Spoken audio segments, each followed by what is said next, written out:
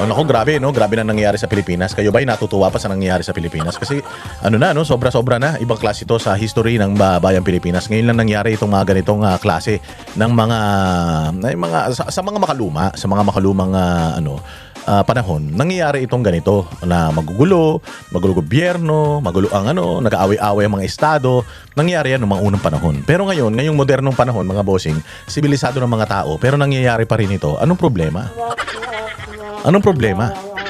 Di ba mayroon naman batas, malinaw naman yung batas, pero bakit pilit pa rin na minamali yung batas? Diyos ko naman. Oo, hindi ko talaga maintindihan Hindi ko talaga maintindihan kung bakit hindi ko alam kung yung mga dilawan, mga tanga, mga bobo, o mga nabagok nung lumabas sa mga pukengking ng mga nanay nila nung sila ay pinanganak. Kaya siguro ang bobobo nila. Alam mo yun?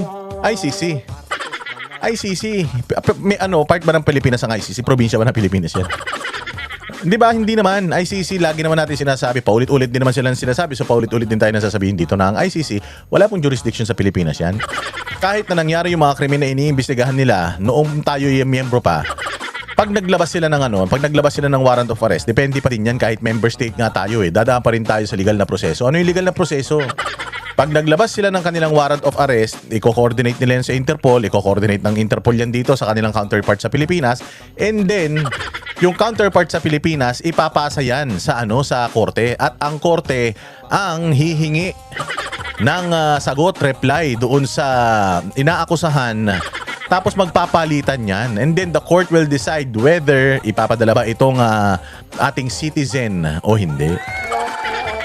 Ano naman, susundan lang naman yun. Bakit kasi kailangan ninyong shortcutin? Kung naniniwala naman kayo na malakas talaga yaang mga kaso na yan, kung malakas talagang inyong mga ebidensya, bakit kayo umaasa sa ibang korte? Bakit hindi kayo dito sa korte sa Pilipinas umasa?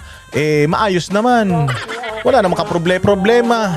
Marami pa rin naman mga nagdidimanda, marami pa rin naman mga nako-convict, meron pa nga iba nabibigyan pa napapalaya pa. So ibig sabihin, lahat ng ahensya ng gobyerno natin dito nagwo-work bukod sa utak ni Bongbong. Yun na lang ang hindi nagwo-work. At si Bongbong na lang ang hindi nagwo-work. Siya lang ang work daw ng work pero hindi mo nararamdaman, tapos mukhang pagod na pagod siya. Wala naman siya ginagawa. Oo, kasi grabe. Naiintindihan natin yung mga katarantaduhan nangyayari diyan sa Kongreso. Intindihan natin mga tarantado ng mga tao doon, mga magnanakaw tao diyan. Sabi nga nila, bakit daw nagkakanlong ang Senado ng isang pugante? Anong pugante? Kailan pa naging pugante ang isang tao na wala namang ni isang kaso dito sa ating bayang Pilipinas? Mga bobo to, mga pukin ng inang mga na ito Ito mga hinayupak na mga makakaliwa na ito. Sila lang naman yung pa-interview si Leila de Lima, si Sendanya, si Tino. Sila lang naman yung tatlong itlog tatlong bugok na itlog na pa-interview. Hindi ko maintindihan bakit kailangan pa sila ng mainstream media hingan ng opinion. Hindi na, bukod sa mga komunista ang mga utak nito, allied pa ito ng mga NPA. Anong ibig sabihin niya na yung mainstream media sumaside or binibigyan nila ng kumbaga bigat yung mga boses ng mga terorista, di umano? Tingnan mo, nagtrabaho sila ng puro katarantaduhan dyan sa Kongreso. Puro kaululan ang pinagagawa nila dyan sa Kongreso. Di man sila pinakialaman ng Senado. Tapos ngayon pakikialaman nila yung Senado. Napakagago nga ng mga congressman. Sabi nga nito ni Sendenya, nakakahiya daw ang Senado. Putang ina mo, sino ka? Hindi ba mas nakakahiya ang Kongreso ng mga magnanakaw, pugad ng mga magnanakaw, lahat kayo dyan, mga buhaya? Hindi naman buhaya tawag sa mga senador pero ang tawag sa mga congressman, buhaya. Totoo naman. Mula pa noong mga unang mga panahon ng mga pelikula, matatandang pelikula, ang tawag na sa mga congressman, buhaya. Dahil mga buhaya naman kayo, hindi kayo nahihiya kayo sa nangyayari sa Senado, pero hindi kayo nahihiya na ang Congress yung mga magnanakaw.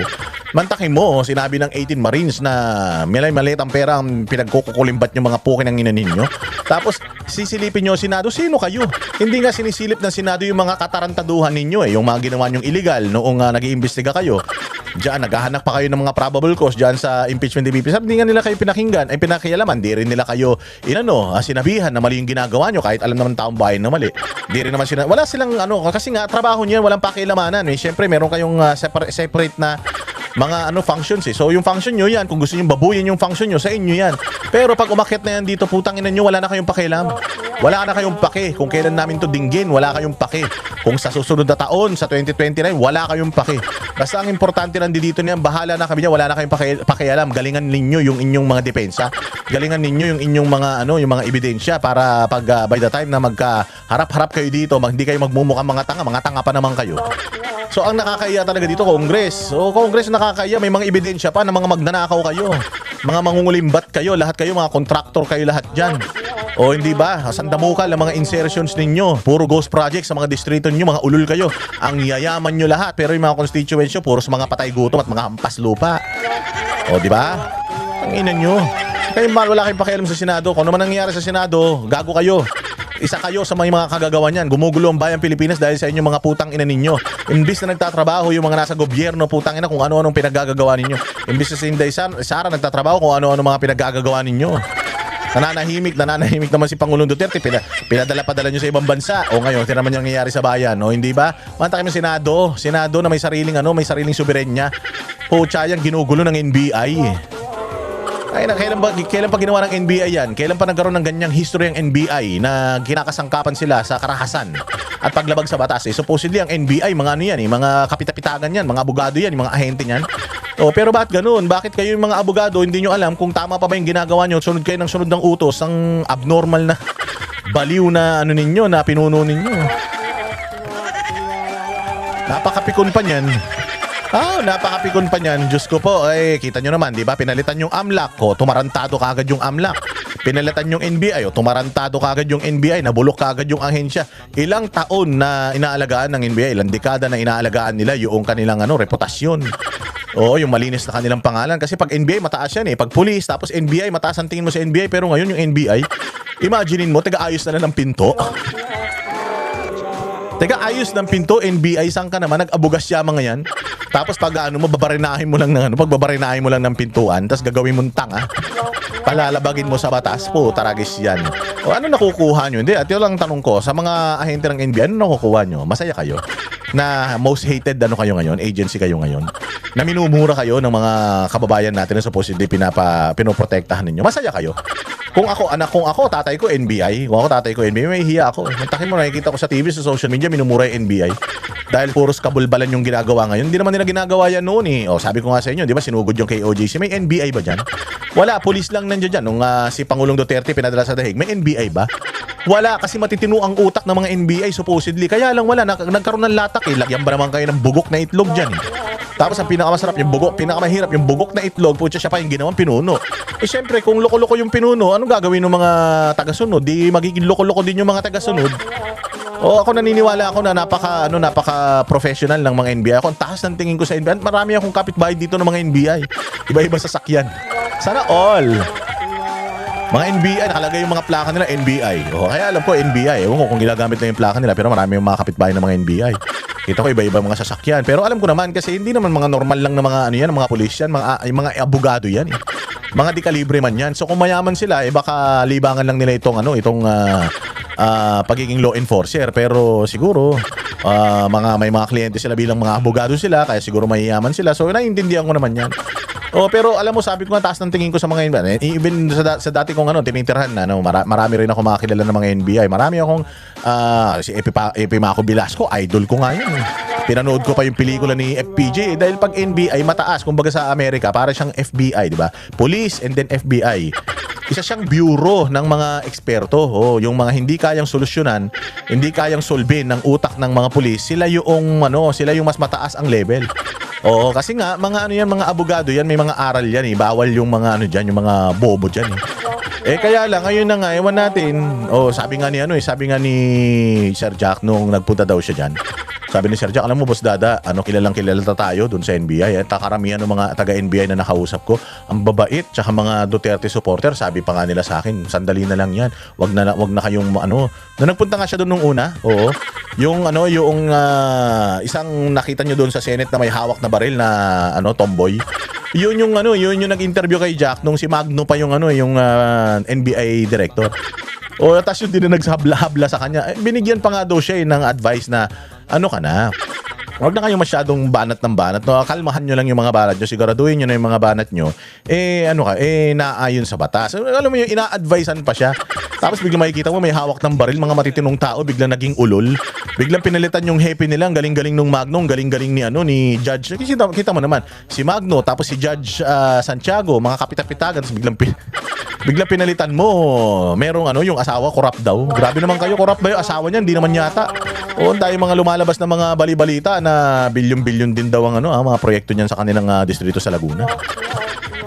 Nako, mapipikon na naman niya. Kita mo naman, mga death threat pa yan. Di ba? Dine-death threat niya pa yung isang broadcaster. Sinasabi niya na babaldahin daw niya. Pero kapag kausap naman niya yung mga media, ang bait-bait naman niya. Tapos nung hinehekel siya, sinisigaw-sigawan siya ng mga tao sa Senado. Ba, gusto magpa-aresto? Ano yun? Minura ka lang, papa-aresto mo na. Tangina, abogado ka ba talaga? Walang hiya, hindi ko talaga maintindihan sa totoo lang, tingnan mo nakakahiya ngayon nakakahiya. Ginagamit ang NBI. Ginawa na naman private army ang NBI. Aaresto yun si Bato de la Rosa.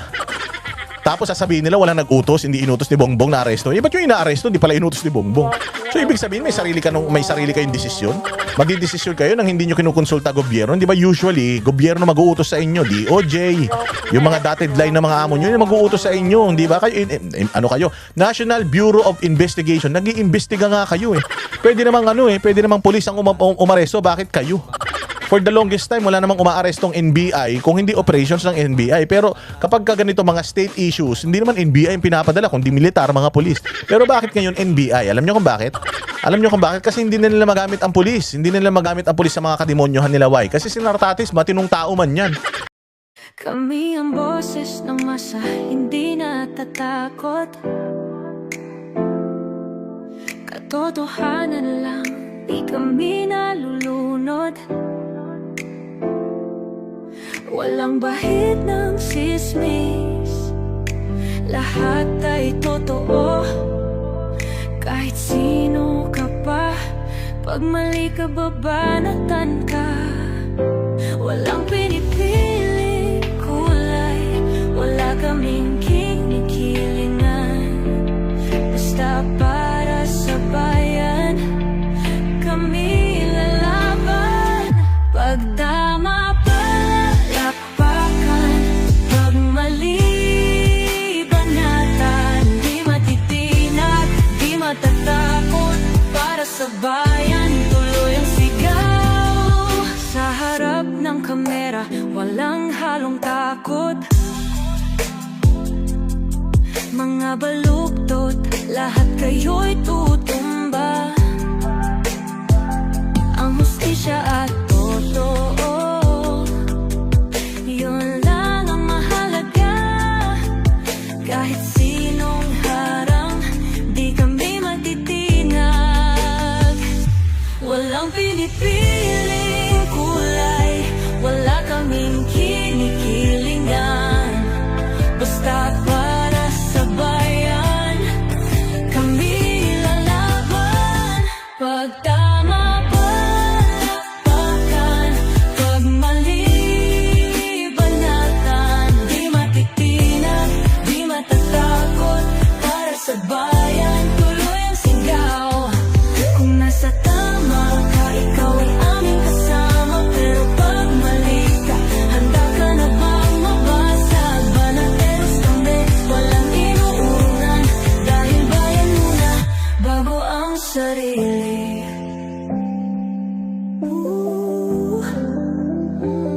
Bago ang sarili.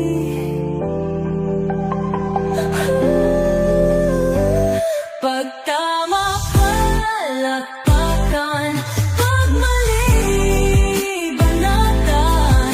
Banateros ang sigaw, katotohanan ang